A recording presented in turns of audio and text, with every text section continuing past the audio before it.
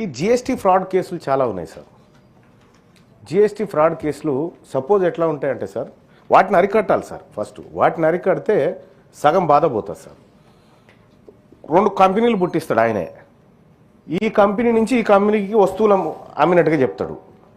18% GST మళ్ళీ ప్రభుత్వం నుంచి మళ్ళీ వసూలు చేసుకుంటాడు సార్. ఇట్లా అనేకమైనటువంటి మోసాలు జరుగుతూ ఉన్నాయి సార్.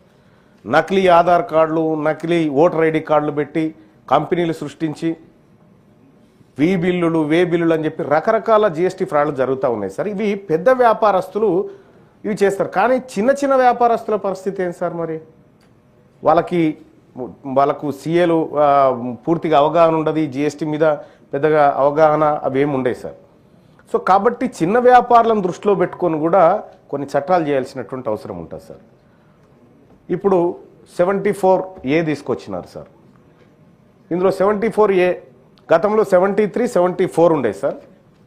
73 ఏమో నాన్ ఫ్రాడ్, 74 ఏమో ఫ్రాడ్ ఉండే.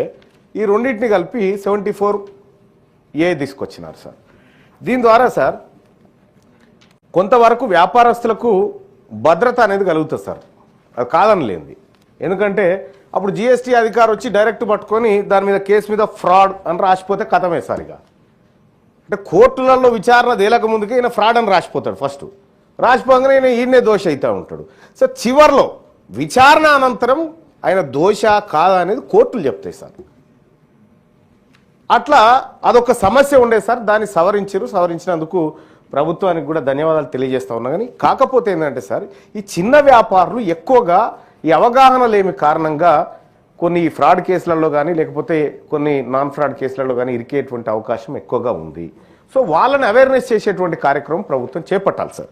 ఇక సార్ ఈ జిఎస్టీ కేసుల విషయం చూస్తే సార్ ఒకసారి మొత్తం సార్ భారతదేశంలో ఇప్పటికే 55,813 కేసులు ఇప్పుడు కోర్టులలో పెండింగ్ ఉన్నాయి సార్. ఇవన్నీ ఈ జిఎస్టీ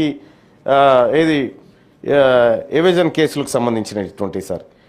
దాదాపు వీటి విలువ సార్ 1,60,000 కోట్ల విలువైనటువంటి పంచాయతీలు కోట్లలో ఇరుక్కున్నాయి సార్. సో వాటిని తగ్గించడం కోసం ఇది కొంతవరకు ఉపయోగపడ్డప్పటికీ దీంట్లో చిన్న వ్యాపారస్తుల ప్రయోజనాలు ఉంటే బాగుండేది, వాళ్ళకు రక్షణ చట్టం ఉంటే బాగుండేది.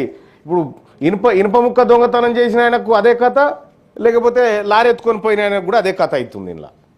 కాబట్టి అంటే దొంగతనమే సార్, చిన్న పెద్ద అని కాదు. కానీ తెలియక జరుగుతాయి. కొంతమంది తెలియక జరుగుతాయి. ఓసారి సీఏ తప్పు చేస్తూ ఉంటాడు, ఓసారి ఆయనకు అవగాహన ఉండదు.